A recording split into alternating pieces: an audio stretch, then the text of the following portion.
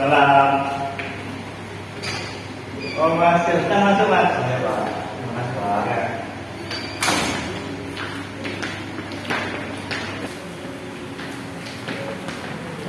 Silahkan duduk Mas. Ya, Alhamdulillah.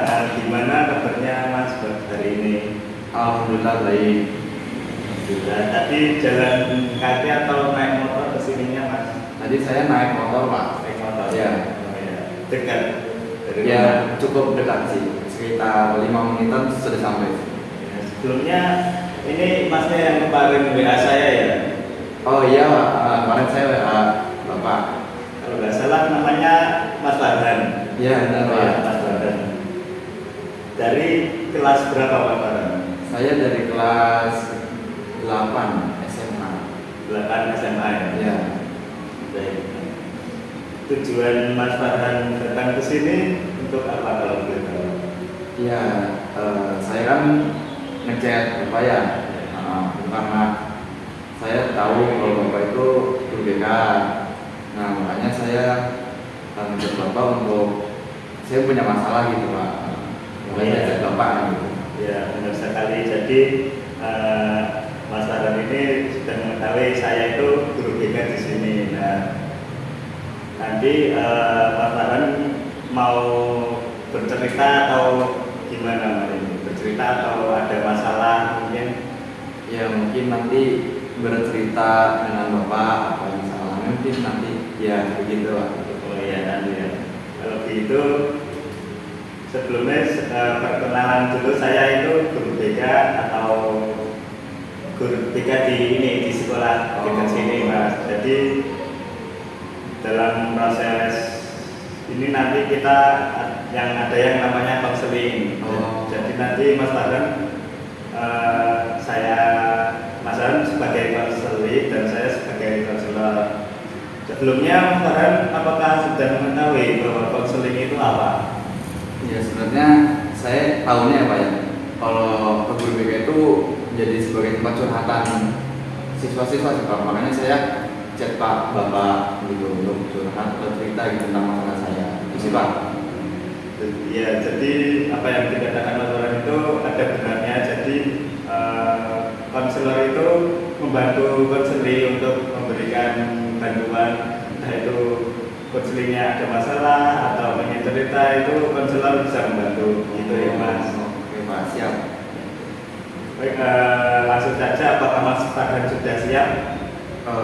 Sebelumnya gini, Pak, saya pun mau bercerita kan takutnya gimana ya cerita saya nanti kesebar atau gimana gitu, Pak. Oh ya, jadi tenang saja Mas.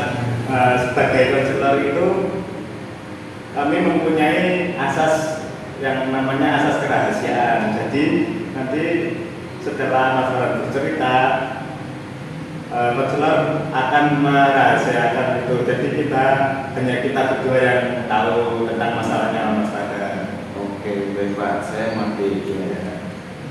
Apakah bisa dipahami? Sudah tidak ada pertanyaan? Oh, siapa? Sudah. Baik. Nah, kalau gitu bisa mulai ya. Kalau gitu sebelumnya ini dalam proses konseling itu biasanya ada waktunya. Nah, Bapak akan sepakati waktu yang akan kita jalani selama proses konseling ini. Waktunya itu standarnya 45 menit. Apakah bisa diterima? 45 menit ya, Pak? Iya. Oke, bisa, Pak. Ya. Jadi nanti kalau misal Mas Farhannya sudah puas dengan apa yang saya arahkan nanti ke depannya, nanti 45 itu menit itu cukup. Kalau belum cukup bisa ngulang di pertemuan lain kali. Oke, ya, Pak. Siap, baik, Pak. Baik, kalau gitu bisa dimulai ya Mas dalam konseling ini. Ya, Pak. Siap, Pak. Sebelumnya apakah posisi duduknya sudah nyaman? Oh, ya, Pak. Bentar, saya buka dulu. Ya. Sudah, Pak. Baik, sebelumnya apakah Mas Farhan sudah mau mulai cerita? Iya, Pak. Siap. Jadi apa yang Mas Farhan mau ceritakan? Ya, jadi saya itu kan ini, Pak, punya teman baru dan temennya pun sangat sangat royal, solidaritasnya kuat.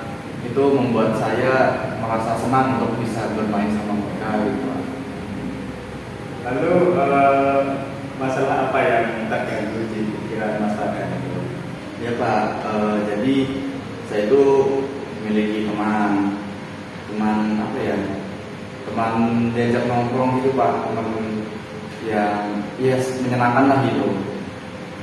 Tapi temannya itu gimana ya, membuat tugas-tugas saya yang ada di sekolah tuh jadi terganggu gitu Pak.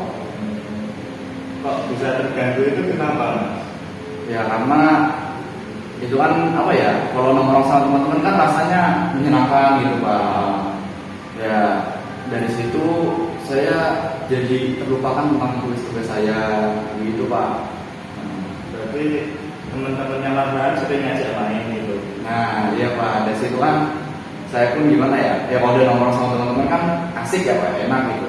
Terus kalau teman-teman mengajak saya untuk nongkrong, ya saya pun gimana ya, kalau untuk menolak, ya kan gak enak gitu Pak, dalam kayak gimana ya. Tapi sedangkan saya memiliki tugas yang harus saya selesaikan gitu, tapi gak enak untuk menolak ajakan mereka itu. Jadi Mas Farhan itu mempunyai target gitu ya Mas untuk menyelesaikan tugas-tugas lebih awal. Cuman ada temen yang selalu ngajak nongkrong, main gitu. Iya gitu Pak. Saya kan sudah pengen menyelesaikan dulu tugas saya, tapi ya kebetulan diajak gitu Pak. Kan saya gimana ya, mau bilang, mau jadi tugas dulu kan gimana ya, gak enak gitu Pak. Jadi ngomongnya itu gak enak gitu ya? Iya, saya gak enakan sama temen itu Pak. Gitu. Jadi gini, saya dapat merasakan apa yang Mas Farhan itu sedang alami. Jadi nanti saya mempunyai teknik yang dinamakan itu role playing. Jadi teknik tersebut itu nanti Mas Farhan itu kayak bermain peran gitu. Dalam pendekatan behavioral ini saya menggunakan teknik tersebut. Jadi nanti teknik role playing itu Mas Farhan menunggu saja apa dari saya, apa yang saya katakan nanti ditirukan ya Pak. Oh iya Pak. Coba sekarang Mas Farhan bayangkan jika Mas Farhan itu ada di posisi teman Mas Farhan yang selalu ngajak Mas Farhan main nongkrong gitu.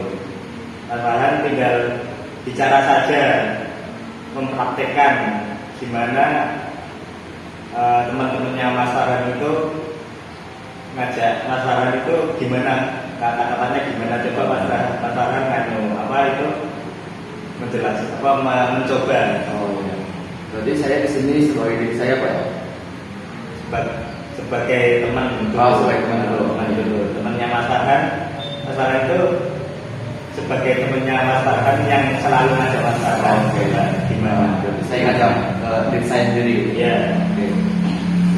Kalau itu berarti mohon maaf Bapaknya bisa saya jadikan untuk apa ya, sebagai Pak saya sendiri gitu, biar enak untuk anggap saja saya itu Mas Farhan. Oh, iya. Mas Farhan itu temannya Mas Farhan. Oh iya, oke Pak. Farhan, ayolah nongkrong. Waduh, saya ini lagi banyak tugas belum selesai ini. Oh, lagi banyak tugas. Ya udah nggak apa-apa. Nanti kita selesai dulu tugasnya, walaupun separuh. Nanti kita langsung gas nongkrong. Ayo. Oke, jadi sebelum kita nongkrong, saya gas dulu gitu ya? Iya, gitu. Oke. Nah, jadi seperti itu Mas. Kalau sekarang ini coba dibalik. Tadi kan Mas Farhan sebagai temannya Mas Farhan. Ya. Sekarang Mas Farhan jadi diri Mas Farhan sendiri. Oh.